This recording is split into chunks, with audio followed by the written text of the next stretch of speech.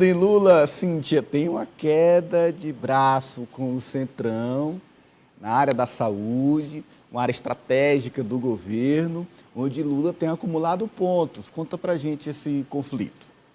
Olha, Ananias, hoje o Ministério da Saúde anunciou que 10 novos medicamentos passam a integrar a rede de farmácias populares. Significa que eles serão distribuídos de forma gratuita. São medicamentos, por exemplo, para colesterol alto, são medicamentos para doença de Parkinson, glaucoma e rinite. Tá? Quem tem algumas dessas doenças... Eu tenho rinite aqui, então você sabe, né, que é caro. Então eu sei que tem as pessoas podem economizar...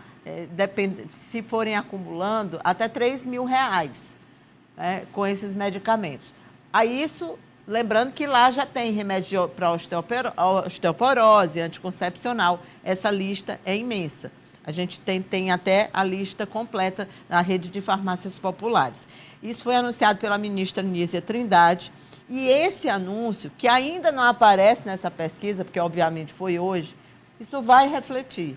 Junto com isso, a gente tem também a construção de 36 maternidades em 21 estados brasileiros. Sabe o que significa isso?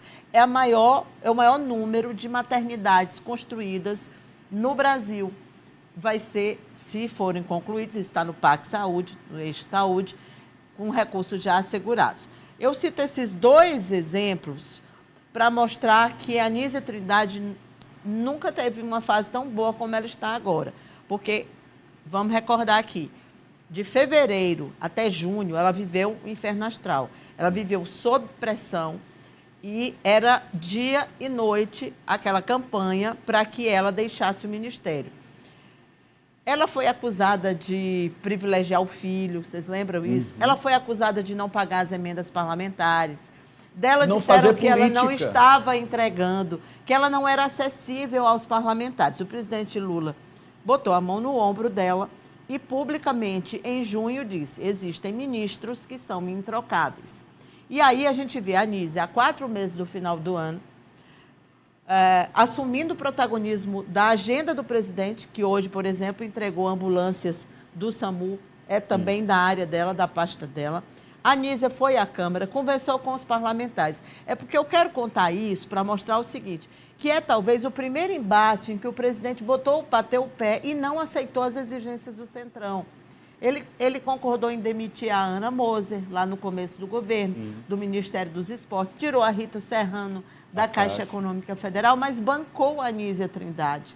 E bancou a Nízia, por que eu acho que funcionou?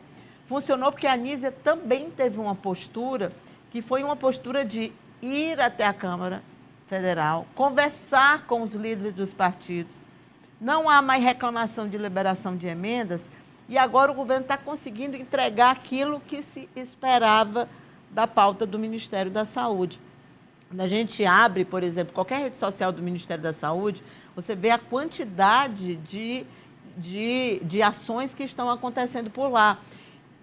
E lembrando que ela passou por aquela crise do Yanomami, pela crise da dengue, e tudo isso não foi suficiente para derrubar um ministro. Eu acho que o exemplo também, dos hospitais do Rio de Janeiro, ela demitiu, né? Inclusive alguém de direção de lá. É importante a gente mostrar que nem sempre o governo pode e deve demonstrar fraqueza diante de um poder gigante, que é o poder do Centrão, porque, às vezes, no final, acaba dando certo para o governo.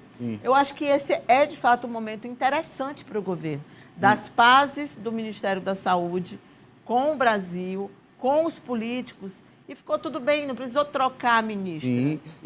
Ela é um peso para o governo Lula, é uma cientista premiada, reconhecida internacionalmente. E é muito simbólico, porque é o inverso do que era antes. Que seja uma mulher, exatamente. O Ministério teve 4 ministros, que teve o protagonismo do negacionismo.